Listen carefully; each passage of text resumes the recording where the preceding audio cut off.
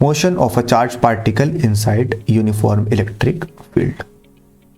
क्या होता है सर, आइए इसके बारे में बात करते हैं कि ये क्या होता है। मान लिया यहाँ पे कोई इलेक्ट्रिक फील्ड है, इलेक्ट्रिक फील्ड भी क्या, मेरे पास एक पॉजिटिव चार्ज की प्लेट मान लेते हैं, एक नेगेटिव चार्ज की प्लेट मान लेते हैं। इस तरीके से ऊपर वाली प्लेट को एक काम करते हैं, नेगेटिव चार्ज दे देते हैं और इस वाली प्लेट को पॉजिटिव चार्ज दे देते हैं।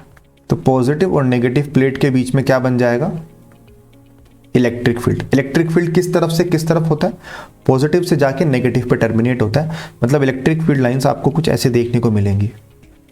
क्या सभी लोग एग्री करते हैं इस बात से, किसी को कोई परेशानी तो नहीं है। इलेक्ट्रिक फील्ड है आपका E। कूल, यहां तक सब बढ़िया। आपने क्या करा, एक चार्ज पार्टिकल को इस इलेक्ट्रिक फील्ड के अंदर v वेलोसिटी से एंट्री कराया आपने। एक चार्ज पार्टिकल था, अब चाहे नेगेटिव हो चाहे पॉजिटिव, अभी के लिए मैंने मान लिया कि प्लस क्यू चार्ज पार्टिकल था। आपने v वेलोसिटी से उसको इस डायरेक्शन में प्रोजेक्ट किया, तो इसका मोशन कैसा होगा। मान लो मैंने v वेलोसिटी से इसको प्रोजेक्ट किया इस डायरेक्शन में, तो अब आप मुझे बताओ ये चार्ज पार्टिकल सीधा जाएगा, ऊपर की तरफ मुड़ेगा या नीचे की तरफ मुड़ेगा, ये आप मुझे बता दो, खाली सोच के बताना, कोई जल्दबाजी नहीं है।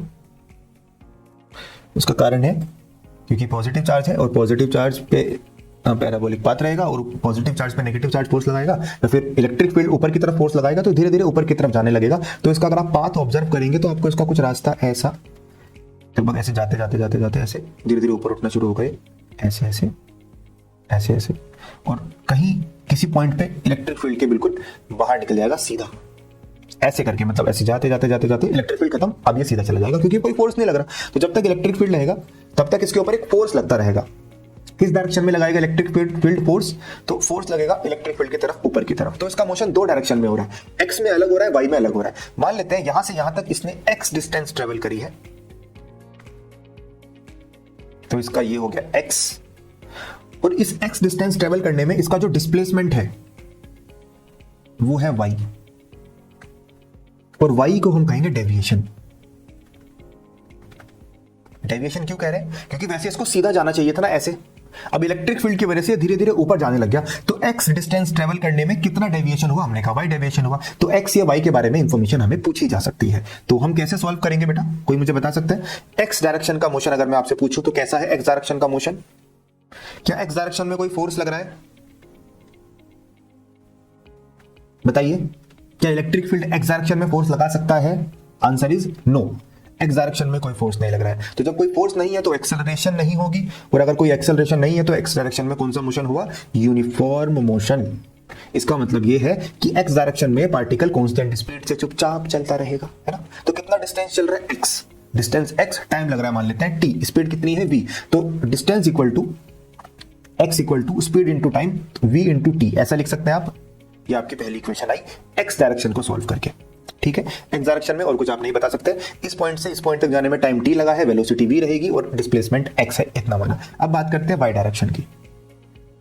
y डायरेक्शन में क्या हो रहा है, y डायरेक्शन में कितना फोर्स लग रहा है बेटा, आपने कहा सर q इंटू ई लग रहा है, ऊपर की तरफ लग रहा है QE, तो एक्सेलरेशन कितना होगा, force upon mass QE upon m, कोई दिक्कत।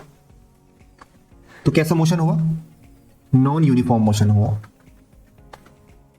तो मुझे डिस्प्लेसमेंट चाहिए वाई डायरेक्शन में, तो बेटा कैसे निकालूंगा डिस्प्लेसमेंट इन वाई डायरेक्शन, कौन सी इक्वेशन लगाऊं, सेकंड इक्वेशन लगा दो, s equal to u t plus R t square.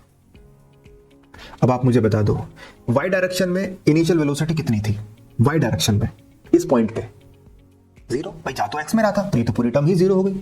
Okay, Y direction का डिस्प्लेसमेंट को आपने वाई बोला है, हाफ ए का वैल्यू आपको पता है, तो q e upon m into 2 था, और टाइम का वैल्यू कहां से पुट कर सकते हैं, टाइम का वैल्यू एक्स बाई वी, तो x square upon v square, तो यहां से आपका डिस्प्लेसमेंट आ गया। तो y इज इक्वल टू आया कितना, q बाई एम, यह आया e x square upon 2v square, यही आया, देखना जरा,